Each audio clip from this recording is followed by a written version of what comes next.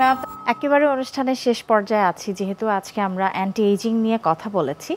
তো কি বলবেন আমাদের দর্শকদের উদ্দেশ্যে, যে তাদের জীবনযাত্রা বা লাইফস্টাইল কেমন হওয়া উচিত এবং কিসের ওপরে সবচাইতে বেশি গুরুত্ব আরোপ করা উচিত, আপনি কি মনে করেন? বেঁচে থাকা, ভালোভাবে থাকা, ওয়েলনেসের একটি ফ্যাক্টরের উপরে কাজ করে, সেটি হচ্ছে আমাদের সিম্ফনি মেনটেন করা, হারমোনি মেনটেন করা আমাদের লাইফস্টাইলে, আমাদের নিউট্রিয়েন্ট ডেন্স ফুড খাওয়া মানে ইনটেক করা, সেই সাথে আমাদের রেস্ট, সেটার জন্য রেস্টফুল রেস্ট হয়।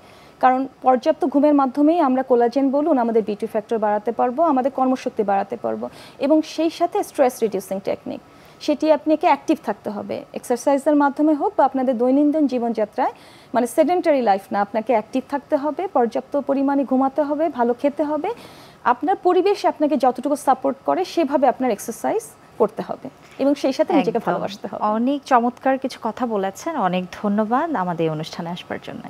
ধন্যবাদ। সুপ্রিয় দর্শক, এতক্ষণ দেখছিলেন স্বাস্থ্য প্রতিদিন, কথা হচ্ছিল অ্যান্টি এজিং নিয়ে। আশা করছি এই গুরুত্বপূর্ণ তথ্য ও পরামর্শগুলো আপনাদের অনেক কাজে আসবে। চলুন এই পর্যায়ে দেখে নেই কি থাকছে আগামী পর্বের স্বাস্থ্য প্রতিদিন অনুষ্ঠানে। ব্যাক পেনের অনেকগুলো কারণ থাকে, আমাদের শরীরে মাসেল, রক্তনালী, হাড়, লিগামেন্টস, এই প্রত্যেকটা জায়গা থেকে এবং সর্বশেষ নার্ভ, এগুলো নিয়ে কিন্তু আমাদের ব্যথা আসে। পিএলআইডি বা ডিস্ক জনিত যে পেইনগুলো, এগুলো নিয়ে সমাজে দেখি একটু কনফিউশন থাকে। এই জায়গাগুলো নিয়ে আমি দেখি যে অনেক কিছু করার সুযোগ থাকে।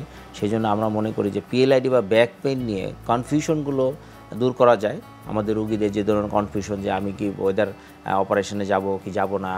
বিশ্বের যে কোনো প্রান্ত থেকে যে কোনো সময় আপনাদের প্রিয় অনুষ্ঠান স্বাস্থ্য প্রতিদিন দেখতে ভিজিট করুন আমাদের পূর্ণাঙ্গ ওয়েব পোর্টাল www.ntvbd.com-এ। এছাড়াও এনটিভির জনপ্রিয় সব অনুষ্ঠান ও খবরের আপডেট পেতে ভিজিট করুন আমাদের ইউটিউব ও ভেরিফাইড ফেসবুক পেজে। আজ এখানে বিদায় নিচ্ছি, আবারও দেখা হবে। সে পর্যন্ত সবাই ভালো থাকুন, সুস্থ থাকুন এবং নিরাপদে থাকুন।